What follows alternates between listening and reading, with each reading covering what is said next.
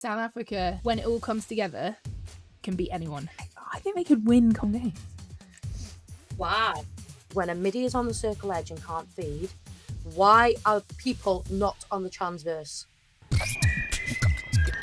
I'm really passionate about netball. Hello and welcome to Here If You Need, your new netball podcast with myself, Emily Wilson, and alongside me, we all know that she's played both netball and football for Wales, but did you know that she used to also be a ballerina? It's Nia Jones. That will shock a lot of people, probably. I know I was very balletic and elegant when I played netball, but yeah, it's true. Did it for about 10 years. We'll get some pictures of me in some tutus if you want to slide into this. Well, maybe we can use that next week for Nia Knows. Okay. Sounds good. Yeah, Yeah. nice. What level did you get to? Grade 6. That's big. Yeah. I got onto point a little bit as well. And if you saw my feet, you'd understand that that's true. Yeah, me and my two sisters did it from like the age of 3 up until about like 13, and then that's when I was doing too much netball and football.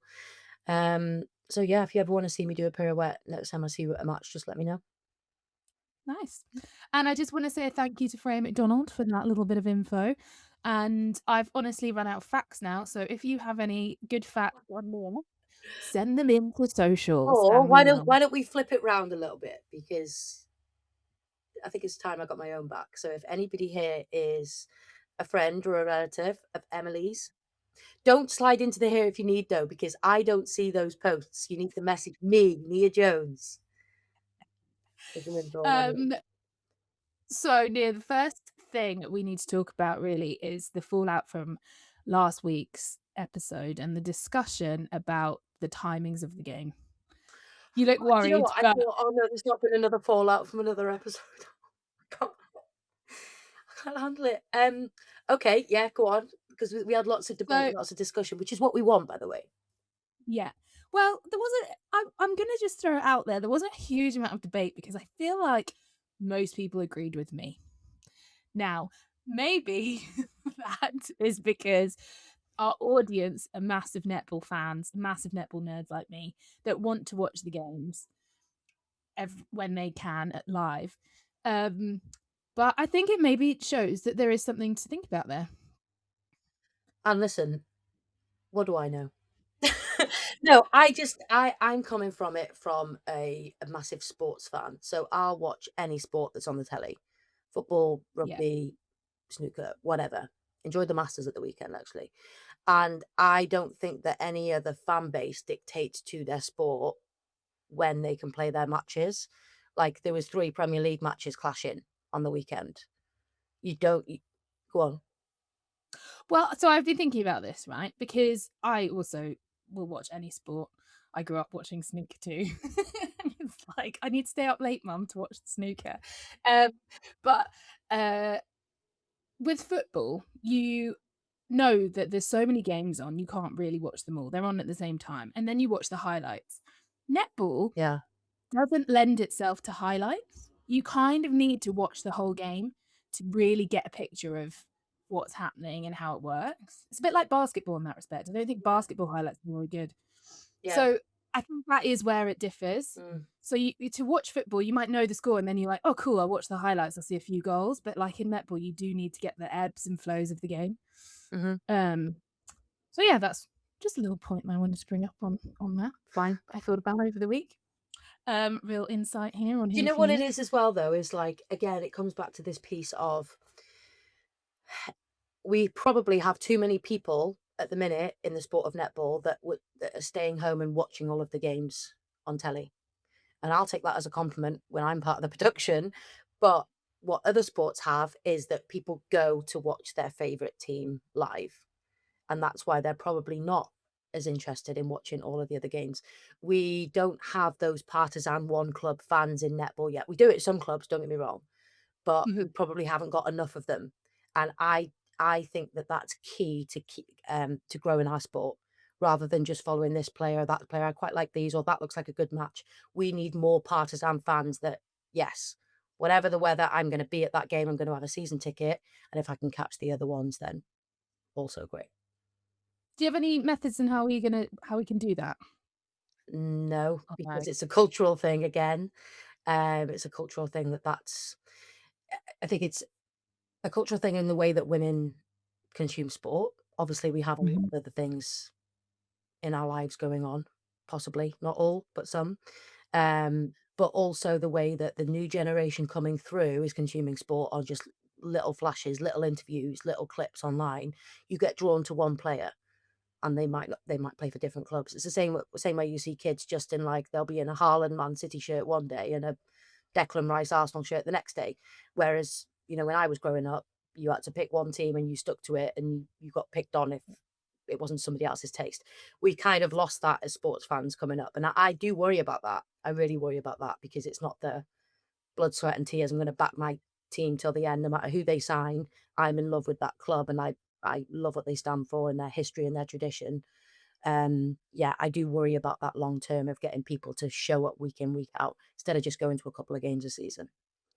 Yeah, yeah. I think Pulse have actually done that pretty well. Mm. Their fan support is has grown and grown, and their noise at their games is incredible. So, well done, Pulse. Yeah, I do think, Um, sorry, in terms of methods, I think getting out to schools and community clubs is key because a lot of the time, if your son or daughter falls in love with it, then automatically you have to take them every single week and it becomes hopefully part of your routine around them playing, their grassroots level sports or their other hobbies as well. So, yeah, I think that community piece for clubs in their surrounding areas is massive.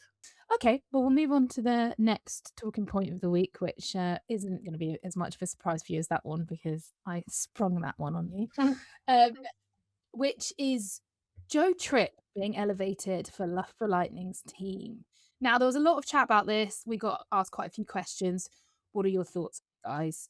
Um, I'm not really sure, to be honest. I would like to say that Marlena Langer, which is how you apparently say it, I've Great. been told, um, was taken by Rhinos, so I think she probably would have been the obvious next gen choice. Um, but yeah, I don't know. What are your thoughts, Nia? I feel like you probably have more inside info. Joe Noel. She's Joe so Noel, yeah, sorry. because when the whole time she was playing, she was Joe Tripp. So, yeah, Joe Tripp, Joe Noel. I just think that I know some people will say, "Oh, I thought you're supposed to elevate from next gen." That's a very new concept. And again, we're still getting to grips with who we got in those next gen teams. And obviously, right, if you're a club who's lost a star player, like Rhinos lost Jazz Brown, one of the first places you're going to look is at the most successful next gen club.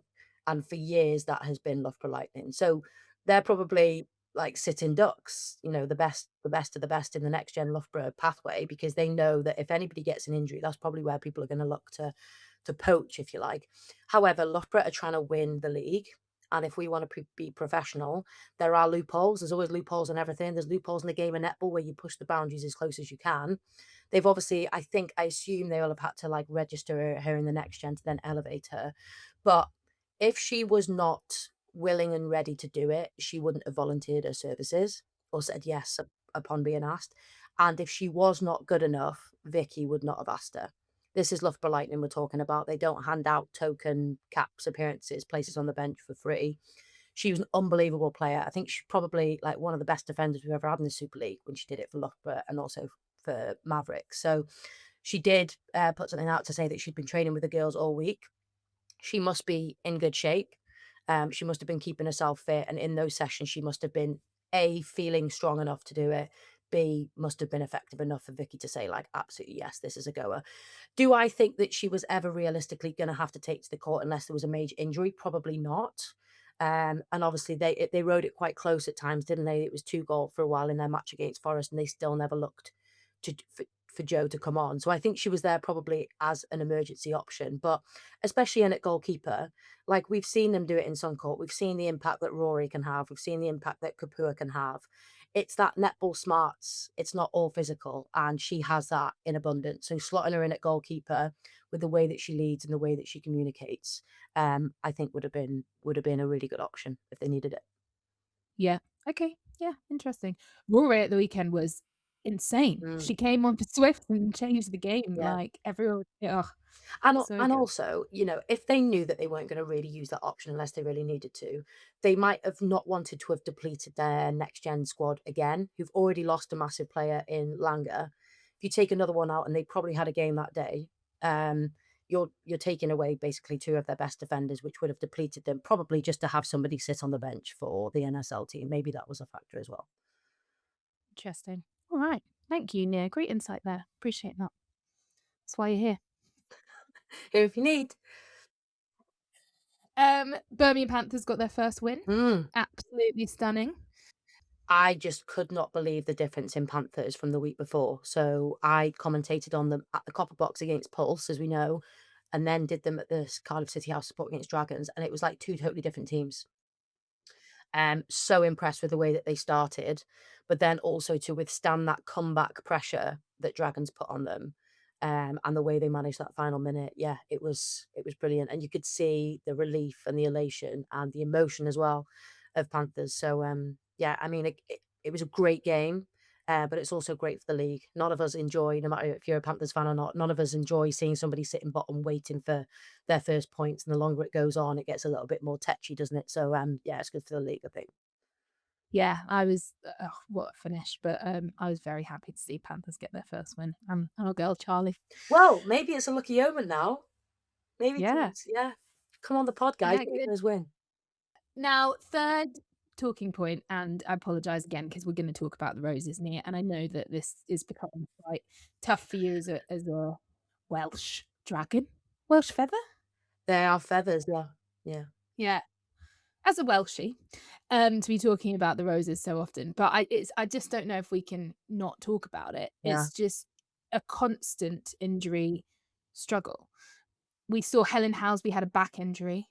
Mm. Liv Cheen is still out. Adio seemed to have a bit of an injury as well. Mm. But she did come back on again. And then Fadojo at the end got cramp. Mm. We've also got obviously Jess Shaw's just coming back, and Jazz Mm. Brown was out. Beth Durant, I don't know when she got her injury, to be Mm. honest. But is this linking back to that South Africa tour, which we've been hearing whispers and whispers and whispers about? They're overloaded and they were playing too much netball and they all came back looking exhausted. Is it something we need to address? Um, I don't think. I think yes. It can't be a coincidence that these centralized professional athletes, because that's what the Roses are, more so than most other of the semi-professionals in the league. They are centralized and they're full-time professional athletes. Um, so they should be our most conditioned, most robust players in the league. I don't think we need to just blame the South Africa tour. I think if you look at their schedule, they came back off a busy Super League season. Most of them were probably involved in, Final Four finals. They also played New Zealand. Yeah. They also played Jamaica. Yeah. And then they played South Africa, all in the time that most of the other players in the Super League would have been on holiday and then starting from scratch from pre-season with your tests and your injury prevention stuff and gradually building up your minutes, building up your fitness. But that's the way that it has to go for you to be available and consistent year on year. There has to be periods of down. And look, I'm not on England camp. So yeah, we can hear whispers and stuff. I don't know what it's like. I know what it's like when I was away with Wales, and some coaches plan the schedule a lot better than others in terms of how it favors the athlete. So I can imagine that as a coach, you want to fill every single minute of every single day with meetings or like scheduled downtime. You can have 40 minutes here, and then we're going in for a meeting, and then we're going in for a team activity, team bonding, and then it's team meal, and then it's training, and then we're coming back. You can have another hour off, and then we're going to go to the gym, and then we're going to watch this game together. It's actually exhausting. Like, it's really, really exhausting. Some of the best camps that I've been a part of is where you can jam pack like a morning, jam pack an afternoon, or even bookend it, but give the athletes 2 or 3 hours off in the afternoon to have a nap, to have family time, to have downtime, just to switch off. I don't know what goes on at Rose's camp, but I can imagine that coming off the back of a busy season and having not 1, but 3 big, massive international test series where the eyes of the world are on you and you have to perform every single minute of every day. Everybody's watching you because you're all vying for the spot at the Comm Games team. that is beyond exhausting, like beyond Mhm. exhausting. So I don't think it's a coincidence. I think obviously the people who'll be panicking most are the Roses staff, rather than us as fans, because, you know, to see your star players struggling, not being able to perform week in, week out, having depleted minutes, having injuries to manage. And are they being managed but are they being overseen by the England staff, or are they being overseen by their club staff? Because they're not always the same level of expertise either. So yeah, I mean, the girls will be panicking as well. They'll just be wanting to train and play netball and put their hand up for a spot in that Comm Games team, the spot in the starting lineup. But yeah, it's not good. It's really not good. It's not good. But I do also, on a lighter note, just want to say congratulations to Helen for her excellent social media post announcing her injury. Back soon. Back soon, and then she also did a boxing clip. I broke my back. What do you mean by that? You My broke back is broken. Stunning work. Yeah. Did you also see her So interview a couple of weeks ago, post match at Swift?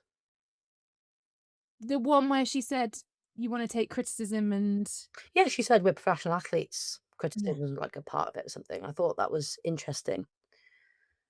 Well, she'd copped a lot of criticism the week before for not showing up at goal attack. She got benched, I think, in that first game. And they lost by 20 goals to the Thunderbirds, I think. Yeah. It was in relation to that.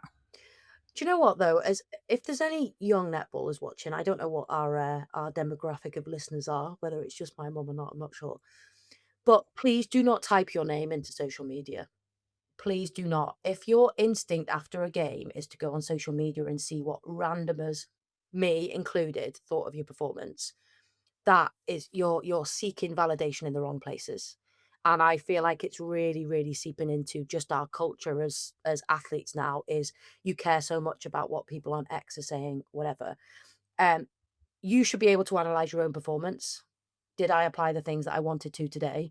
What do my teammates think and what do my coaches think? And that should be the most important thing. We only know the half of it, guys. We're only sort of guessing. And I'm not saying that that's what Helen Houseby did. I doubt she does. And it's different if people are tagging you. Like that's just kind of weird if you're actually tagging the person and you're saying something super negative. It's going to affect their confidence for the next game. But don't go searching for your name on social media. It's just not it. It's not what we should be doing as athletes. Yeah, it must be so tough. I can't even imagine. Yeah, I learned it a long time ago, and definitely now that I'm working in the media, like I know people think I'm crap at what I do. It's just the way it is. It's exactly the same as when you were playing. Some people will think you're good enough to captain your country, and other people will think you're the worst player in the league. It's just the way it is. You just got to learn to listen to the people that you think really matter. Yeah. Yeah. Good advice. Thank you. Yeah. Okay, so we're halfway through the season now. So we had some great games at the weekend. Let's dive into them. It was Derby weekend, they kept labelling it as. So the first one was Pulse versus Mavericks. Pulse took the win 56-46. Now, they started off in that first quarter, I think it was 10-1. Yeah. 10-1 up, and Mavs just looked stagnant. They looked lost. No one was trying to get the ball. So the fact that they actually managed to bring it back to within 4, I think it was in the fourth quarter or the third quarter, was really quite impressive. Yeah. So fair play to Mavs. My question here is, Pulse are winning ugly. Is that a good thing? Yeah, I think it is. Because, right, you and a lot of other people say you don't enjoy watching a Loughborough Lightning as much as you maybe do a London Pulse, 2 of the top teams. And I think it's because there's a potential in the Pulse games for them to be closer. And when games are closer, you see players under pressure, you see more emotion, you see more of their personalities coming out and having to grind out wins. And you sometimes see Sam Bird looking angry or looking elated in a way that when Loughborough win by 20 plus every week, you don't maybe see those elements of their personality. So in terms of growing the fan base of Pulse and making people want to tune into a game where Pulse are playing, I think it's great. I think if I was Pulse, I'd be a little bit frustrated that we're not managing to hit Gear 4, Gear 5 like they did against Panthers the week before. But at the same time, you're picking up points. And if you can feel like you're winning even when you're not playing your best, that in a way should be great for your confidence, because then you're thinking like, one, we've still got stuff to improve on, which is exciting. We don't get complacent. But two, imagine we can hit gear 4, gear 5 towards the end of the season. We'll be flying. Yeah. What do you think? Yeah, I agree. I think winning when you're playing badly is a sign of a really good team. And I wouldn't say playing badly. They Mm, didn't play badly, but they weren't at their best for the whole match. And yeah, it's a really strong team that can still grind out that win. I also think it's really important to have those closer matches. You saw it in the SSN last year. Swifts went on, I think it was an eight match unbeaten run, and then couldn't win a match mm, afterwards.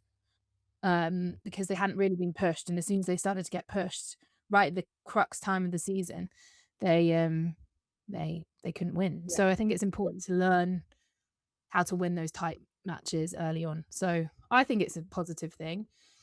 Maseko as well. Sorry, no, we haven't really addressed that she's a goal attack / wing attack. We've Yeah. seen her at wing attack in international and smashing it, and now she's just casually just stepping into goal shooter. Yeah. 96% of her shots in regular time. Sophie Kelly got 6 out of 7 super shots. They were fantastic again. You had Fadoju coming up with interceptions at the crucial times. She got now these are the stats that were read out at the end, right? She got 8 gains, Yep. 2 pickups, 3 rebounds, 4 deflections, 6 intercepts, and only 2 unforced errors. Yeah. But Oh. amazing. But surely your 8 gains, Yeah. 2 pickups, Yeah. 3 rebounds, that's 5 gains, Yeah. and then 6 interceptions. Yeah. So surely that's 11 gains, The math ain't mathin'. right? Am I, Yeah. that's just a little side note of surely. But I don't know, maybe. Who knows? Whatever it is, fantastic stats. Yeah. And that's 2 player of the matches in a row for Doju, who just she's ridiculous. She's absolutely ridiculous. What is she? Is she 22? I have got it on my don't know. notes I somewhere. feel like, But yeah. yeah, just tremendous. And I really enjoyed her post match interview as well. We don't get much unfiltered access, do we, to the players, especially in season. All we see is maybe pre-recorded stuff that they've done on media day or stuff that their social teams put out. So that live access to a player to get their emotion across is, yeah, it's cool, isn't it? We only get a sort of a minute of it. But although, did you see that I was watching the stream on Friday and I saw that the camera post-match pans to the Mavericks huddle, where they all seem to be celebrating on Amelia Hall in a way that you celebrate if your teammate has got player of the match. And I spoke to you about this, didn't I, when we were writing the running order? And I said, can you just have a look at it? Because are we seeing things? What did you see? So I looked really hard because she definitely sort of got given a medal and then got told, no, this isn't for you. Had to go back to her huddle where all her team were celebrating her. Then that was also shown close up. And she had to be like, no, it's not me. Yeah. It's not all guys. So some kind of mess up in production, I think. I reckon that whoever was Ebony was choosing their player of the match had probably said, if Mavs turn this round. Yeah. How does it work? I reckon she'd said, if Mavs had turned this round, then Amelia Hall is going to be my player because she's been the instigator in the Yeah. turnaround. So with a couple of minutes to go, the director will come in your headset whilst you're still commentating and say, who's your player of the match? Because they need to prepare the graphic. They need to grab them for the interview. And they pan to them as soon as the match finishes with their huddle. So you key it through to the director and the producer, but you also send it to a WhatsApp group that's got loads of people from, production, England Netball, the team managers from both clubs on there, where all the score sheets are going and sub sheets are going throughout the whole game. So that is a mess up. I felt for Amelia Hall and her teammates. She did have a great game, by the way, made a massive impact. And when she went back off again, it wasn't quite the same in the way that they were trying to come back. So, yeah, felt for her bit embarrassing to go back over to your teammates and be like, oh no, they actually took it off me. But shout out Yeah. to you, because you did play very well. But yeah, that's a mess up. This shouldn't happen. Just on that game as well, I think Mavs went 10-1 down, didn't they? Yeah. Which is a nightmare start in the London derby that you've bigged up as this big London derby. And it's interesting to pan over to the bench. And Lucy Goodman said this in comms as well, that immediately it looked like the coaches were talking to like Jamie Golub in the defence. Yeah. And I was thinking, you've clearly lost 5 probably of your centre passes. And it's horrible when you're a defender in that situation because it just keeps coming back and coming back and coming back. You're defending a centre pass, your team loses it on attack, it's coming back. Then it's a centre back. It's just like, it's relentless. Yeah, okay, so they've had more opportunity to turn ball over. But I'd be thinking, like, we are not the people you need to be talking to right now because that attacking third was a mess. And you know what I can't stand, and I saw it a few times in this game, and I've seen it a few times across the weekend, is when a midi is on the circle edge and can't feed, why are people not on the transverse? Wing defences, goal defences, where are you? You need to be ball side, you need to be middle, you need to be constantly available, calling for it, working on and off. It is no excuse at this level to be slacking off and chilling somewhere in the middle third. It's just not good enough. And if I was those middies, I'd be screaming at those players to be on that line. And that happened a few times in that game for Mav. So Hannah Knightbridge just being like, absolutely nobody there ball side. I just have to feed it in. Coughed up another ball. Yeah, it's a tiny thing, but it's not a tiny thing. It's a massive thing. Yeah, it's a big thing. That's the difference between getting a goal or not. Yeah. So yeah, I mean, as you say, great that they then came back, but I don't think I ever felt like they were gonna come back and win it. Also on the on the Pulse thing, Liv Cheen out again. If you took anybody else's starting international goal shooter or their just main goal shooter out of their teams, if you took a Sammy Wallace out of Loughborough, if you took a Fawns or a Cardwell out of Thunder, I think they would struggle a lot more than Pulse have struggled with Kelly, who's still very young, and Maseko, who's still brand new to the league. So I think, fair play. I wonder what Cheen's done and whether there is a little niggle there, but they don't want to declare what it is. Because now it'll be coming up to like 3 weeks that she hasn't played. So it's a long old rest. My suspicion would say she's got some sort of niggle that they think they can manage with a little bit of downtime. Would they ever be doing that for tactical reasons? So like to give Hannah Gibson thinking about the future. So No way. going, you know what? No? No way. If you're a contracted athlete in Cheen, hi Liv, I'm gonna just not name you this week. We're gonna say that you're on rest because I want to develop. No way. Okay. Because she's great though. Hannah Gibson is great. Lives content. She might be like, oh, I'm just feeling. She might have had like a bad tummy bug. No. She didn't look like she had a bad tummy bug. No, not buying it. Okay. Hannah Gibson is great though. I don't think she'll be short of offers next year. Yeah. Again, it's the next gen is coming through. They're gonna. I think next year this contract window is going to be really interesting. Yeah. Because they're really standing up. Okay, we're going to move on. Oh, one more thing I needed to say. Friend of the pod, Sam Bird. Mm-hmm.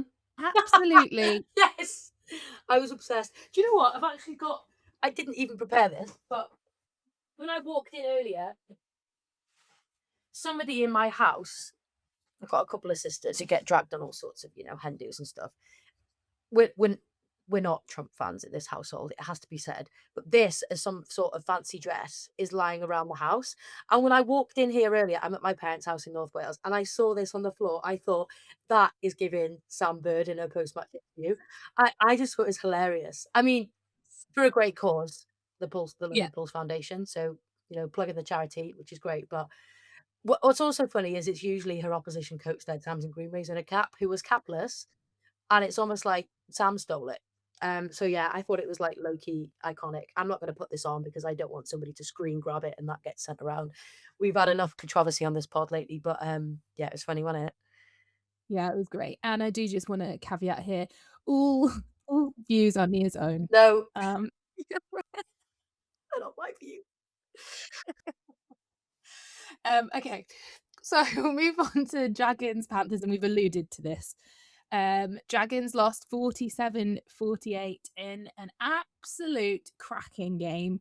Scrappy, but great watch. Sophie Egbarin, Yeah, Kerrisvin. yeah. Ruth Hughes. I'm Ruth Hughes was fantastic as well.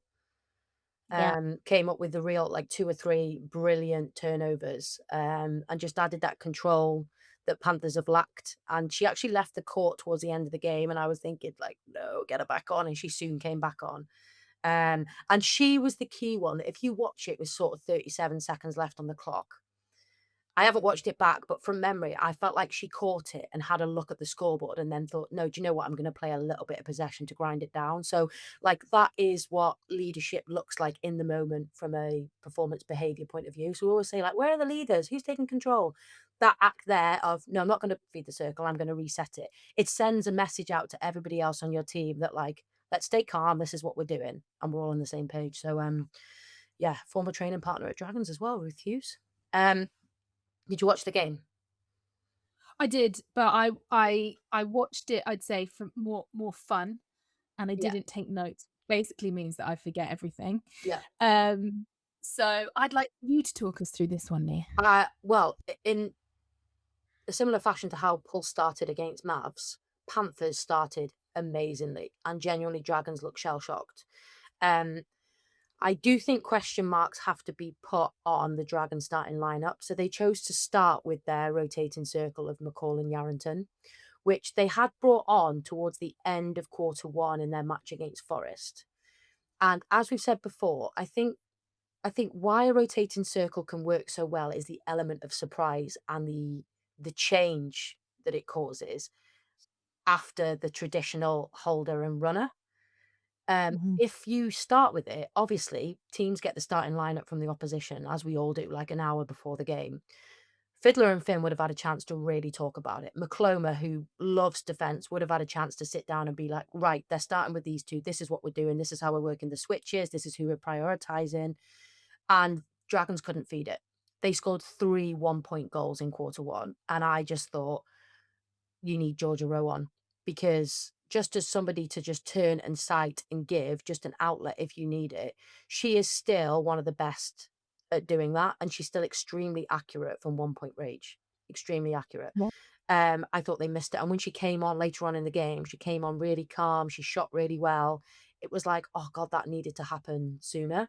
Um, so yeah, and then obviously they've used all their tools, haven't they, Dragons? Instead of starting with Row and then injecting the rotating circle as their almost plan B that can be really effective, that was the week before, it's all of a sudden like we've got no options because those two shooters as a rotating combination, their confidence is now super low.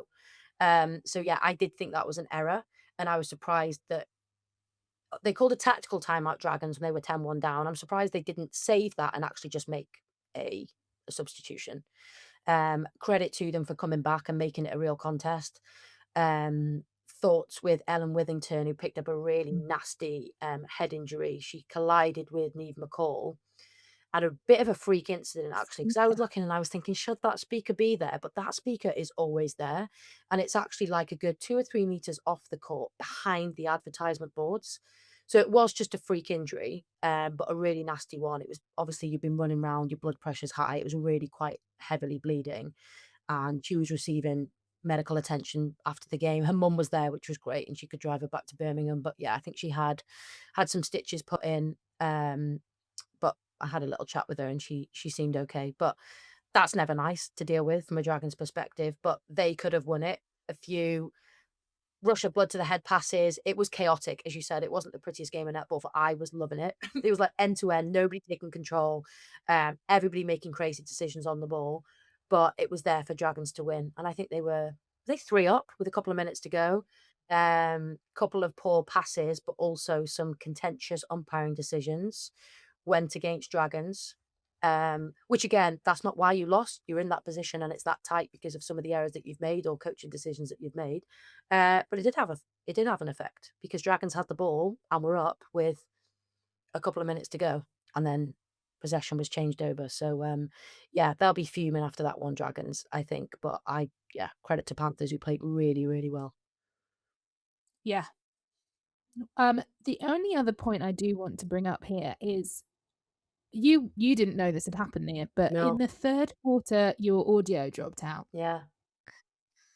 Yeah, so poor Kath Merry was just talking to herself for most of quarter 3. To start with, I just thought, is Nia just not replying? And they're Oh, having come little on, have you like, met me?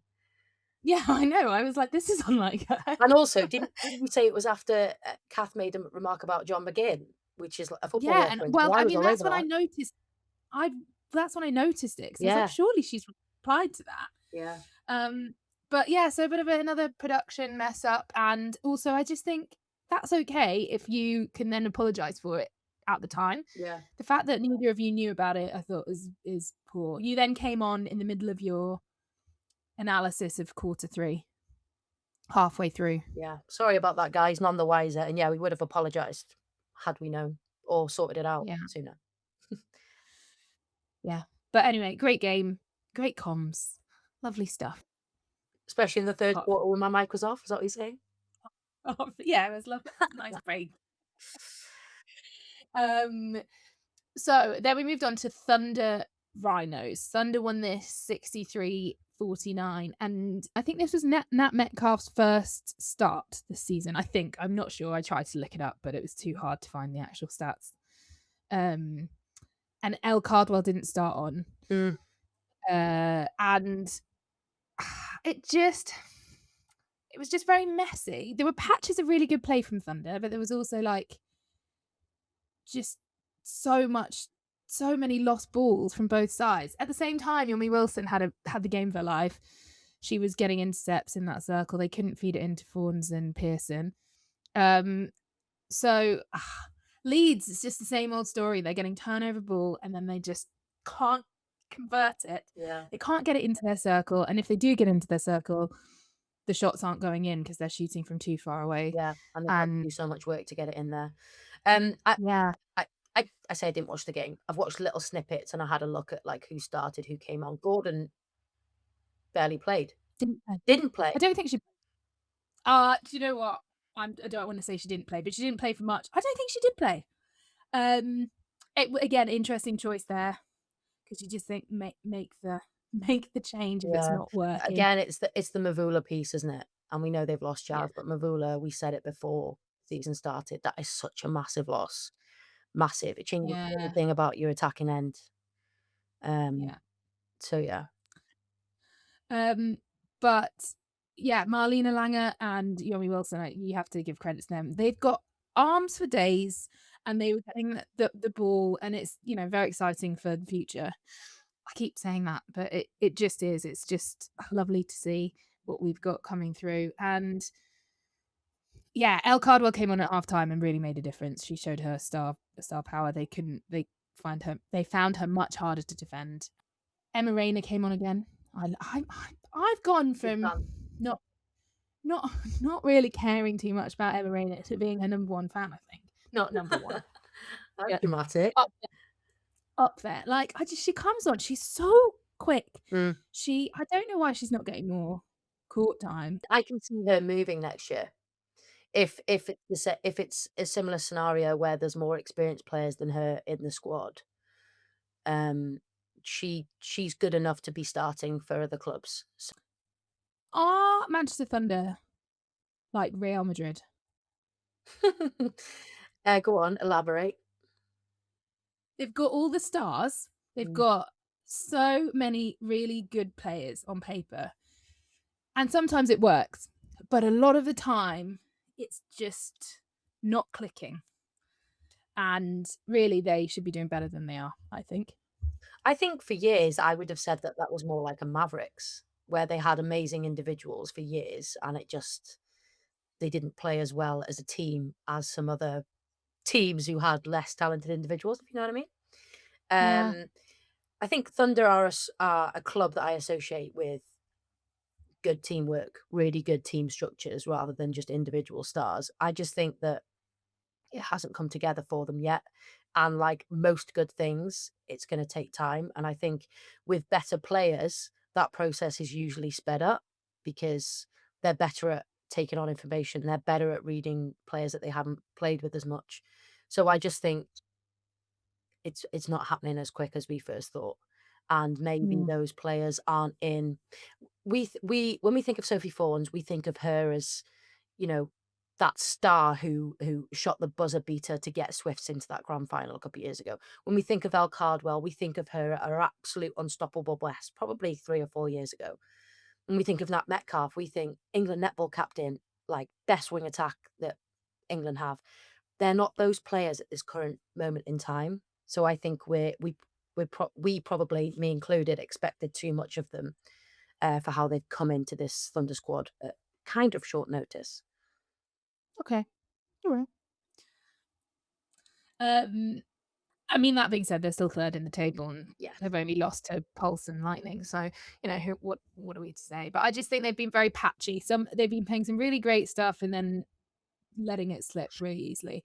I also was at third quarter time, they were only 6 up, I think, and they were just having the time of their lives on the side.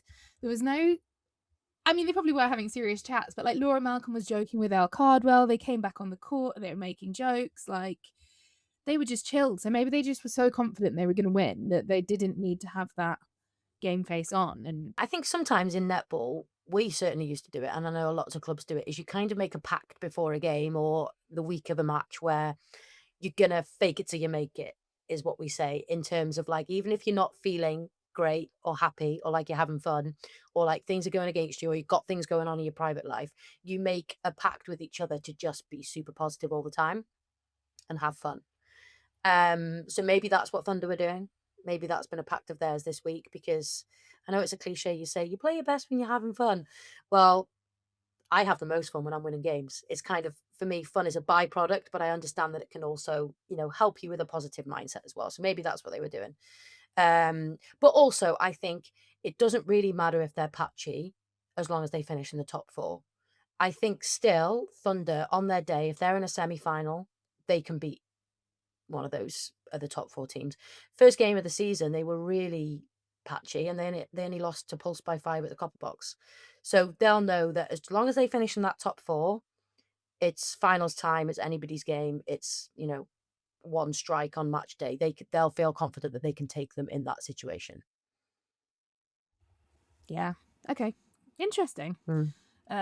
Maybe they were faking it till they're making it. Anyway, we'll move on to the best game of the round. Forest versus Loughborough. We had all the excitement of Dragons and Panthers, but with far fewer errors. Far less errors, far fewer errors. My mum will be annoyed. Hopefully one. What's your mum do? Is she an English teacher? She was a teacher, yeah. Okay. Yeah. Why She did are used to. you not disclosing what she taught? Was it like sex ed or something? Primary school. Right, okay. Very different. Was it sex ed? Well, you're very mysterious in that, but yeah, okay. No, she then moved on to teaching tennis. Wow. And actually plays tennis for Great Britain over 75s. Yeah. Go on, Emily's Well mum. done, That's Emily class. Wilson, yeah. It's really cool. It's my sort of claim to fame. Yeah, is that your fun lived- fact at like team building days? Yeah, normally. Which is not really even your fact. Not my fact at all. I just live off the success of through my mum. Your mum, that's class. Yeah, she's listening to this, so there you go. If you make it this far, mum. What's her name? And Rosemary. Well done, Rosemary. Rosemary. That's really impressive. Yeah. Anyway, what were we talking about? Fewer or less. Fewer mistakes from Nottingham Forest and Loughborough Lightning in a really tight finish. 73 Forest, 75 Loughborough. And it's the closest Loughborough have been pushed, and we've been asking for it all season. And it came in the form of a Nottingham Forest threat. Now, one of the things I wanted to highlight here is that when Rolene scored a super shot, they played Jolene. Class. And good Lord, I'm here for that. I was the absolutely DJ. Stunning work. But going to more serious stuff, I did think that Forest defence looked so good when they had time to prepare. It was that turnover ball that Loughborough were getting, and it was going straight down in the first 2 quarters. And Forest were nowhere to be seen. But when they had the time to prepare, so from a centre pass, their defence was Oh, so good. Hannah Layton was back and she made it known. I think she was in managed minutes because she came off at half time. But yeah, stunning defense. Pavlova. Um, in the same breath, I thought Shadeen van der Merwe played a stunning game for goal defense in Loughborough. And yeah, what did you think? I caught the last quarter because it was on when I got in from the Dragons Panthers game. Was that the same day? Yes. Yeah. Yeah, and it was cool. I was happy and surprised that when I turned it on with just a little over a quarter to go that it was that close. But again, it's mad what confidence can do, isn't it? Because Forest beat Loughborough twice last season. And that Yeah. will do wonders to you when you're preparing for a game. Like the fear factor of playing Loughborough just isn't there if you've managed to do the double over them last year, which I think is why it's now a bit of a bogey team for Loughborough as well. But yeah, I thought it was. I think there's an inevitability about Loughborough that I never felt like they were going to lose it. There's just too much know-how, especially in that mid-court, to know what to do in those moments, and they're not too big time to keep the ball with 30 seconds to go either. Sometimes when you feel like you're the better team or you feel like you should be winning, you want to push for goals. They recognised they were in a match. They recognised they had a 2-goal cushion, and they kept the ball for the last few seconds, which I thought was cool. I know a lot was spoken about again from the Forest goal attack chat, and I know that it's boring, and it's not the only reason why they didn't win that game, but I feel for Rhea Dixon because she's a very good player. She's very Yeah. tough to play against. But to me, she is seriously lacking confidence on even putting up a 1-point shot at the minute. And we're all partially to blame for that because we keep talking about it.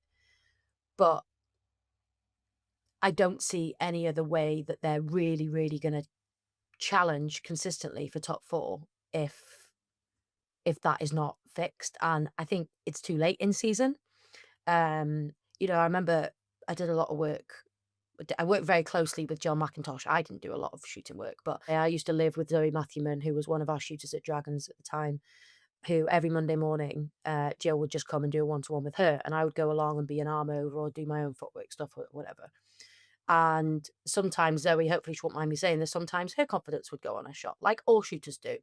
And Jill just played such a role in getting hers back up because it was just repetition after repetition after repetition. It was just about finding a rhythm. It wasn't massively changing anything. It wasn't punishing when she missed or making her, sprint when she missed. It was literally tiny little tweaks, constant positive affirmations when she did good things, really calm sessions, but rep after rep after rep after rep. Like sets of 20, loads of different styles of shots, distances, games. She had little methods of ways that she could introduce pressure that wasn't necessarily like physical pressure.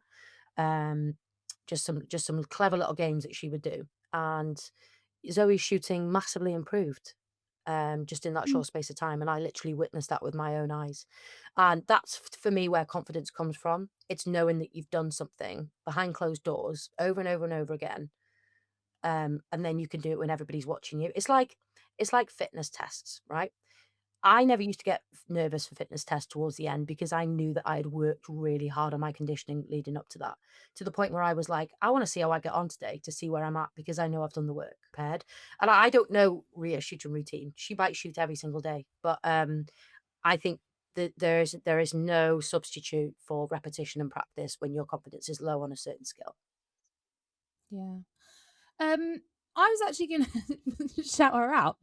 I thought she came on really well. Still can. Well, like, no, I agree because I think the issue was the shooting, but I feel like she's been getting a lot of criticism over the last few weeks when she hasn't even been playing, which is kind of harsh. Like, she's not been playing and people have been talking about the fact that she's not shooting enough in goal attack. I'm like, she's not even playing it. And when she came on, I think you really saw a difference in that playmaking that she does. And that relationship with Rolene was there to be seen, and they were getting the ball to her much more easily. Now, I want to see her in wing attack. Brie Grierson has played, I think, every minute. Yeah. And sometimes let's put Rhea Dixon into wing attack and Anya Williams into goal attack, because that would give you that super shot threat. I thought Anya Williams played pretty well in the first quarter. Yeah, they needed a change, but then bring it back on. And I'd love to see that combination. And I feel like Chelsea Pittman has so many options. All her players play like 3 positions, and she doesn't seem to utilize them as much as I think she could. But equally, they only lost by 2 goals, so Yeah. maybe she was holding out that maybe it would all click in that final bit. And there was a moment where I thought Forest could have won. I do think it was in their hands, and I think a couple of super shots didn't land. But yeah, great game. Here And for and Forest. Loughborough without Alice Harvey as well. He's having a really good season. So fair play to Yeah. Van der Merwe, as you said, and Appleby Prince for riding out that whole game. Yeah. Yeah. And also, when we're talking about Van der Merwe, firstly, she's having the season of her life, and I want to talk about this in a future pod, is just these South Africans. Whew, I Do you think think they she's having are. the season of her life, or have you only just noticed her game? Because I've been a massive fan for years. And I think she was amazing at Thunder, and I don't know why they let her go. Yeah, I don't know. I feel like the last couple of games she's won it for Loughborough. Almost single-handedly. I think often she's part of a really good team and doing really great things, but was she in the South Africa team against England? In the squad? Don't know. Don't I think can't so. remember. Don't I know. have a feeling she didn't make the final squad. No, and which is even in Cape Town, she was in the squad, but she didn't play an awful lot. Yeah, I'm a massive fan. I think even when she was at Storm, then at Thunder, and then how her and Nicola Smith did some sort of like club switch. I'm not sure what went down there, but I think I've always rated her, so it's hard to call her underrated. But to me, she always gets like 3 or 4 amazing intercepts, but also makes it look really easy. yeah. So yeah, I think maybe the fact that she was just on at goal defense for a whole game in a tight match is what has made people really stand up and look at her. But yeah, I think she's fantastic, and I probably really wants to be part of their Commonwealth Games team. But obviously, it's a very tough competition in their squad at the minute, isn't it? Where? And yeah, the South African defense end is stacked. I don't know what they're going to But if do. you're looking at like her season compared to Fisser had an amazing start to the season, Super Cup unbelievable, but over the course of the whole season, you'd argue Van der Merwe's having a stronger season and is in the same position. Yeah, Who would you take? both of them. Cop out. I would. I put Fisser at goalkeeper and Van der Merwe at goal defense. Fisser, But at this, goalkeeper. oh yeah, those arms. Oh yeah. Oh, just get yeah. I think Golob's also. She normally plays wing defense. So in you South want to take Africa. Golob, Van der Merwe, Visser. What about Nicola Smith? I'm dubious of Nicola Smith, but it's hard. Then you've got to remember Van Tonder, who was stunning against England and is really, really young and up and coming. She was so good. She kept her position the whole way with that competition. And yeah, I don't know if Nicola Smith's making it into my South African team at the moment, which is wild. I'm aware that that's insane, but yeah, South Africa talent just coming out of their arms. Fair. I think they could. I think they could win Comm Games. Yeah, I really do. I love them, and this season under their belt, Wow. I think they can have a one-off win versus Australia if it all comes together. Aussie aren't in the. You think? Obviously Aussie are the favourites. Okay. But I'm saying that I think that South Africa, when it all comes together, can beat anyone. So Pool A of Comm Games, Australia, England, South Africa, Malawi, Tonga, Northern Ireland. So somebody is going to miss out on semi-finals there. England. Yeah, because then in the other I pool, don't want that to happen, but I think that's going to happen. Yeah. in the other pool, New Zealand, Jamaica, Wales, Uganda, Scotland, Trinidad and Tobago. So you'd probably think vying for top 2 there. Uganda, can they challenge New Zealand or Jamaica? I don't think so. Yeah. So Well, yeah, also, somebody it in Pool depends. A, a big team in Pool A is missing out on semis, aren't they? Yeah. I do think that Jamaica will depend on who they have in shooter because I don't know why Shimona Nelson wasn't playing in against Australia. She's having a great season, but you've also got Romelda Aiken-George, Yeah. who's having a great season. Neither of them are playing in Australia. I don't know why. Yeah. And yeah, but I don't think South Africa would necessarily beat Australia in the group, but I think in the semi-finals or the final, they could do it. Come on. Anyway, little side note there. We'll go back to the running order. Although you say that, but Australia lost to Jamaica in the group, didn't they, in 2022, and then beat them in the final. Yeah, Australia normally get it together for the final. That's why you almost, I think, don't want to beat them early. You kind of want to let them win. Okay. Okay, I'll let you win this one, Oz. I'll let the and then Welshs know if they in the meet knockout Australia bit. to let them win. No worries. Yeah. All right. So anyway, we'll go back to the NSL. We're halfway through the season, and the table is looking pretty much, I'd say, as we would expected. For Lightning first, London Pulse the second, Manchester Thunder third, Forests in fourth, Mavs in fifth, Dragons sixth, Rhinos seventh, and Birmingham Panthers eighth. But they have got the win now. Do you see that changing much in the second half of the season? I think it's always feels a little bit different when you face a team again, because you're up against the same player again when you've learned an awful lot of what worked, what they liked, didn't like. But coaches obviously can make tweaks on what they thought, what changes did work, what starting lineup didn't work, etc. You really analyze that first game back, which in some cases can make for a better contest, but in some cases obviously can't.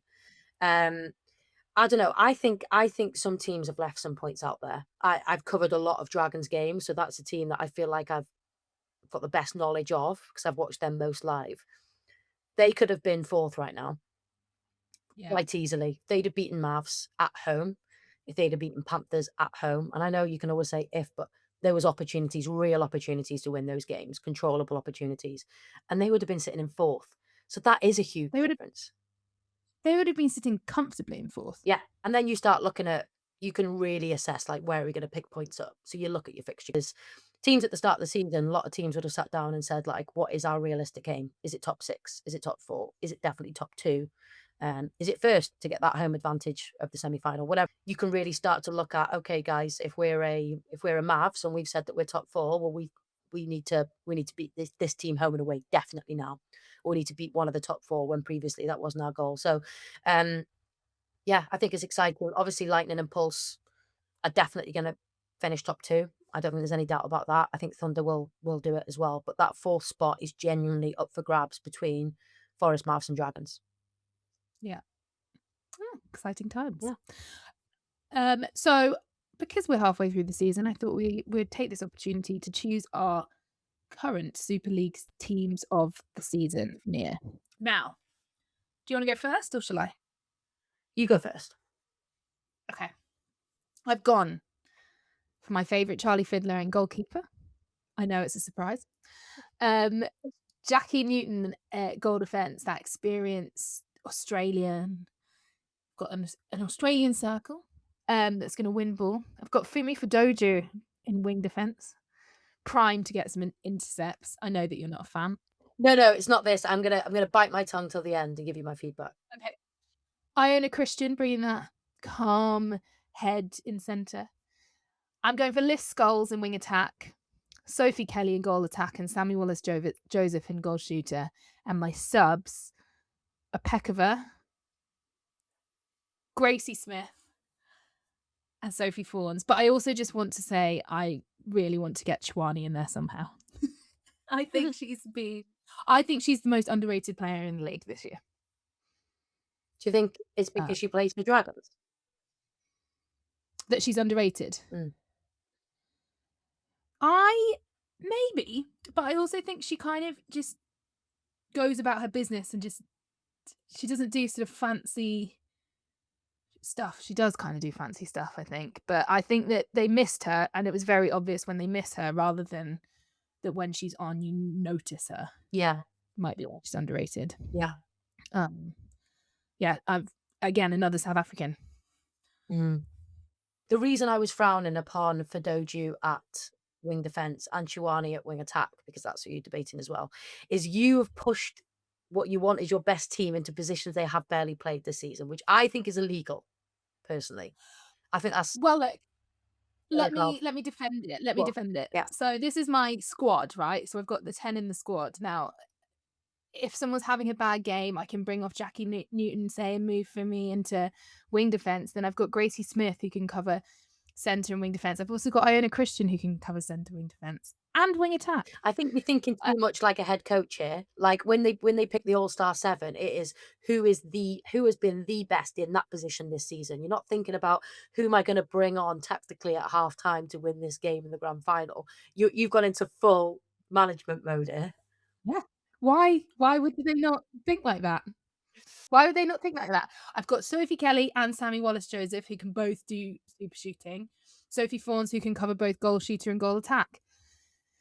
And Pekova, obviously, like, we wanted to come on and get some clean incepts. So, yeah, I'm thinking about it like a squad I'm going to take to a World Cup. Okay.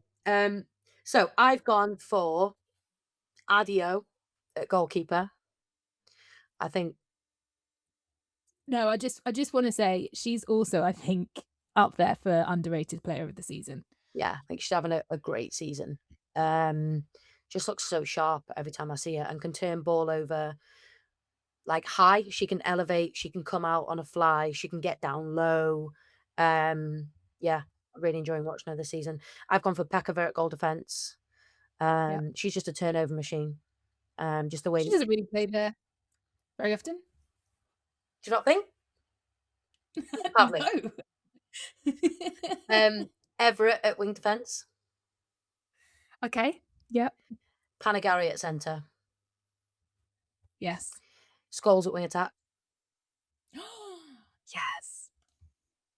Why are you seeing that as a personal win? Because I feel like she often gets overlooked in these things, and now we've both chosen her. Yeah, I'm it's just just looking at how- who is the most consistent week upon week. So obviously some players are having amazing performances for a couple of weeks, and then maybe you don't say their name for a couple of weeks. But in terms of consistently for 4 quarters, every single week, movement, passing, availability, whatever it is, yeah, gone for Scholes.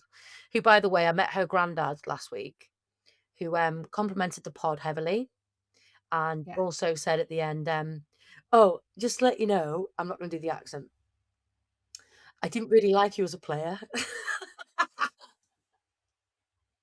You were there, weren't you? Were you there? Or did you go to the loo? I'd actually gone to the toilet at that Yeah, point, yeah, yeah. but I was like, oh, yeah. okay, that's all right. I said, I take that as a compliment. He was like, when you're up against my granddaughter and I feel like, it's too physical. I was like, well, she gave as good as she got, but I see that as a compliment, thanks. And I totally understand. But thanks for listening to the podcast. Yeah, very nice guy. Oh. Nice exchange. But yeah, thank you for Mm. that. You sound like you dealt with that very well. They're very it's less or no one, isn't it? So that you should take that as a compliment. Yeah. Yeah. Then I've gone for McCall at goal attack. Yeah. And Sammy Wallace-Joseph at goal shooter. Okay. Who are your subs? Sophie Who are your Kelly. impact players? Sophie Kelly. Yes. Fumi Fadoju. Yes. And Beth Dyke. Yes. Okay. We've actually got quite similar squads, I think. Yeah. Yeah, we'll do one in the end and see how they compare. Right, so we're going to move on to fantasy netball. Now, we've actually recorded segments on this twice, guys. But the first time I read out the wrong leaderboard, so we decided that we couldn't make it work. And the second time was in the Voldemort episode. So I'm really sorry, fantasy players. We are aware that the fantasy league's going on, and we're going to do a bit more updates now. So here is our league table at the moment, and you are in line to win Gina Crampton's signed jacket, signed. which It's not signed. it's not It's signed. not signed, guys. Sorry. We just did a kit swap. It's not signed. You've got to just take your word for it that it's Gina Crampton's. You can probably smell it. I mean, I don't know where I would Um, have acquired a Birmingham 2022 New Zealand jacket otherwise, but yeah. and by the magic of editing, I can take us back to where we show the jacket. Gina Crampton's jacket. There it is, Birmingham 2022. It's very nice. Lovely Very stuff. nice. Currently in line to win that jacket is Triple Threats, who is on 3,664 points. Very impressive stuff. In second place, we've got Sheffield Rangers, 3,654 points, only 10 points behind. Oh. And only 4 points behind them, we've got Lightning Strikes again, Mhm. 3,650. Just in comparison, Nia, our pod team is 49th in our league. We have got 3,120 points. So that's 500 or so points less. My Looking team good. my team is sitting 52nd, so pretty close to the pod team, even though they are different teams. I've got 3,106 points. Now Nia's team is sitting 102nd. So a solid 50, 60 places below my Stocks in team. Nia knows have just plummeted on the back of that because Nia clearly does not know how to play fancy netball. And you've got 2,563 points. So look, we've got this week until Friday to change your teams. Now don't do what I did, people, and click save before you meant to. Have you done it already? I did it by mistake. I wasn't Oh, concentrating. no. I changed one player and I pressed save thinking I could Oh, come back. no. Oh, no. Fancy Netball, if you're listening, I would love it if you could unlock No, that. you have a chance. Fancy netball, don't do it. But yeah, we've got till Friday to change it. So we need to change up our pod team and make that run to the end. Now we move on to our new section, Nia Knows. Nia Knows, Nia Knows. I do put some reverb on that, by the way. It sounds pretty cool. Question is, please tell us more about commentary prep. What do you do? What notes, picks, and research, etc.? And that is from Liv_netball strength coach. Thank you, Liv, for your question. I know Liv, actually. I worked with Liv very briefly at Cardiff University. I was coaching the netball team. She was an S&C coach for lots of the sports teams there. Thanks, Liv. It takes me at least 2 hours, probably 2 to 3 hours. And I have actually got my book with me here. Yeah, so I broke it down to what do I go through, like what's my sort of checklist to go through. So I just have a general, like, just browse across everything. So general, like, what's the narrative? Where are they sitting in the league? What would a win do to this team? What would a bonus point do to this team? What's the context of, like, what they're playing for, sort of thing.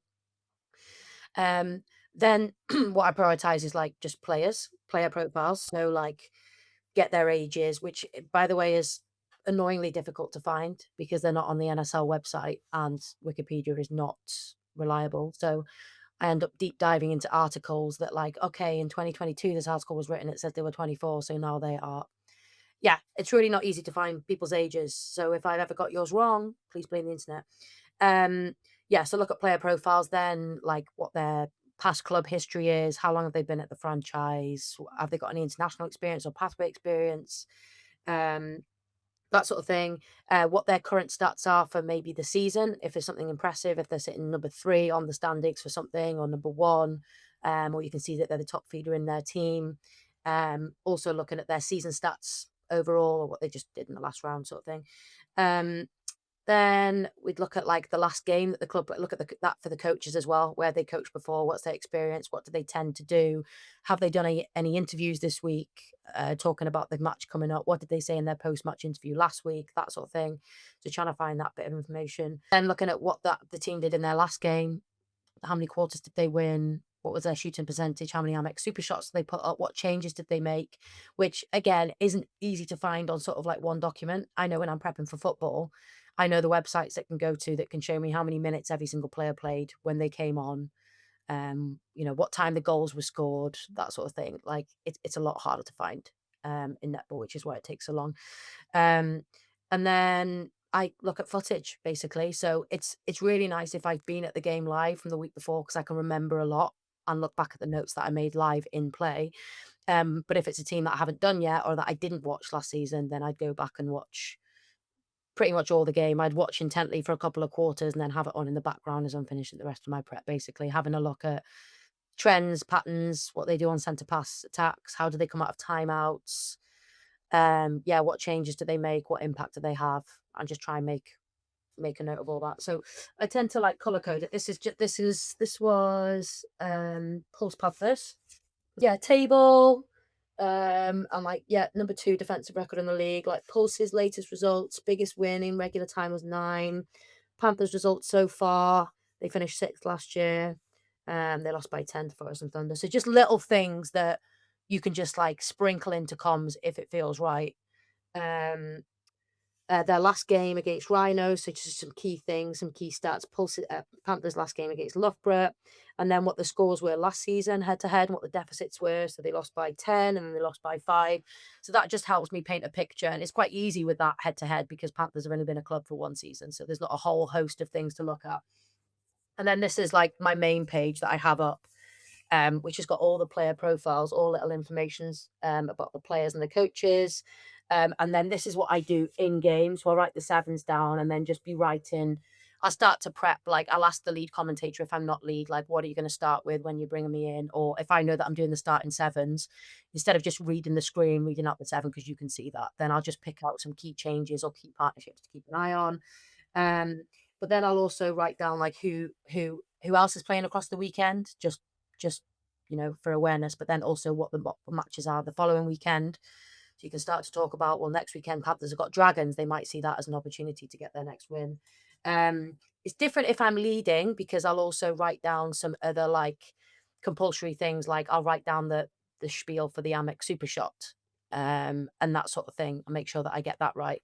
And maybe find out who my co-coms is, write there a few facts down about them, maybe have a few questions written down about what I might ask if there's a huge break in play, if there's an injury, that sort of thing.